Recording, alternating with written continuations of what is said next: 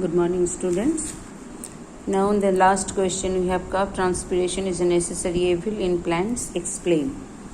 Because transpiration is not good for plants as more and more water evaporates evaporates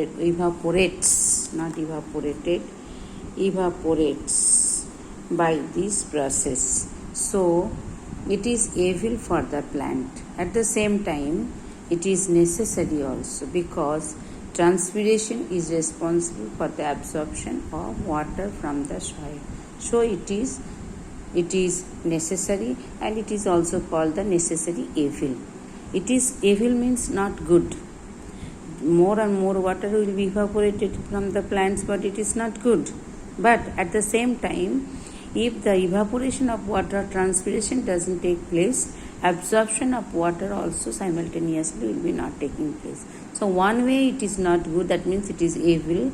Another way it is necessary, because of transpiration only absorption of water and minerals take place from the soil by the plants. That's why the term is used, that is transpiration is a necessary evil in plants. So that is the end of this chapter. All the question answers already have been discussed.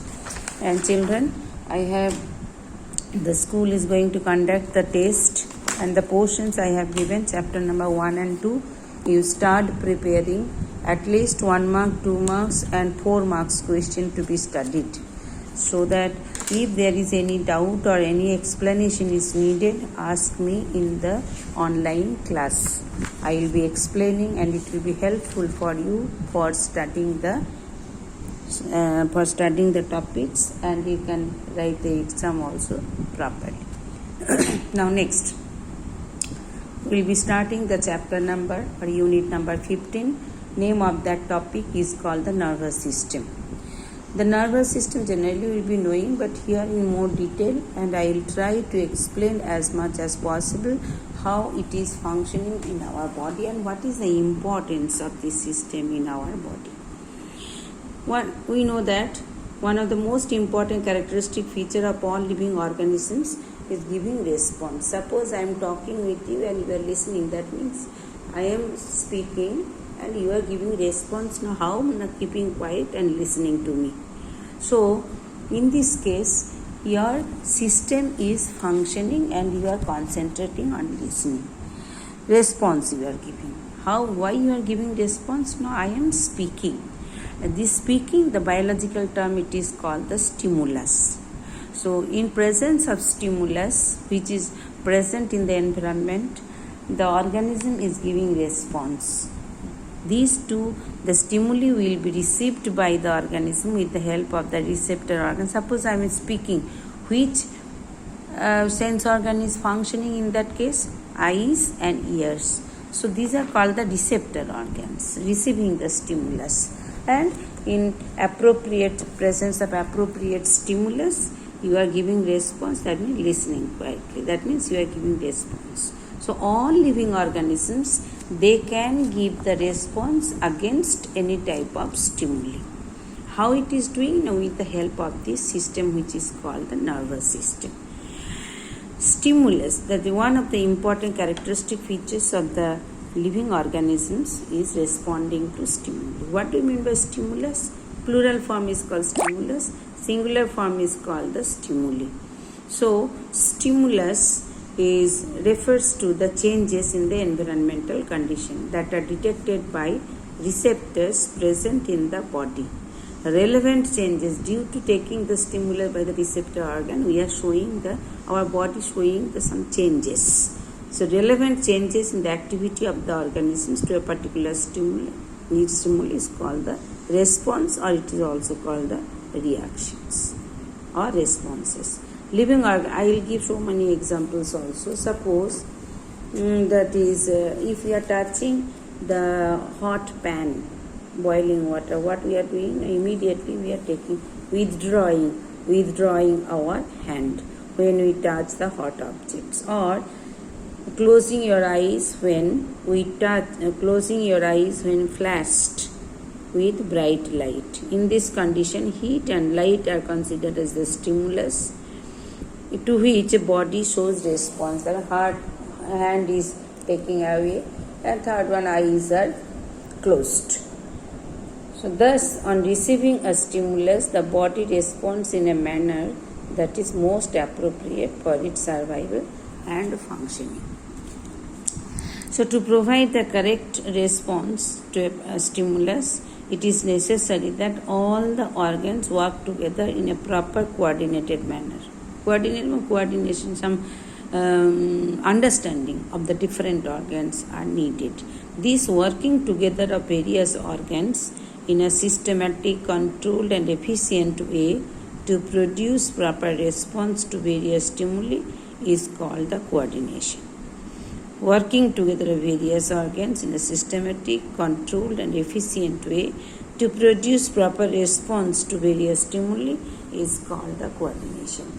In animals, including human, the coordination between the various cells, organs is essential for their diverse activities to maintain the physiological balance is called the homeostasis. So what do you mean by homeostasis? I will give an example. Suppose in the environment, in the physical environment, it is very hot, but we are showing response against that heat, and our body is also maintaining properly according to the changes in the environmental condition. So our body is having that capacity to adjust with the external environmental condition to maintain the physiological activities in our body, which is called the homeostasis, so that we are surviving. For those who are not able to survive, they are dying. That means body is unable to adjust with the changed environmental condition. So in animals, including human being, coordination between various organs, tissues, cells is essential for their diverse activities to maintain the balance in the physiological activities called the homeostasis. In this unit, we shall learn about one of the major regulatory systems, the nervous system, and its control over the body activities. Now we are going to discuss about the nervous system. Nervous system is made up of nervous tissues. What are tissues means? There are three different types of tissues that are mainly made up, making the nervous system. It is formed of three distinct components. What are they? First one, they are called the neurons. Second part is called the neuroglia, underlined there. Third one is called the nerve fibers. So what do you mean by neurons? Or neurons, they are also called the nerve cell. A neuron or nerve cell is the underlying the structural and functional unit of the nervous system. So one more question. Neuron or nerve cell, any one option will be there, is a structural and functional unit of the nervous system. It is the longest cell in the body of human being with a length of about 100. So which one is the longest cell in our body? The nerve cell.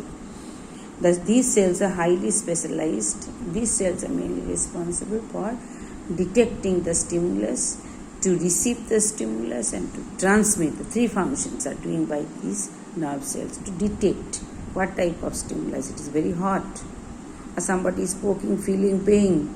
Who is getting that, detecting that stimulus? The nerves. And after that, they are receiving, they are collecting these types of stimulus and transmitting, and ultimately it will be reaching to the brain, and brain will be giving response.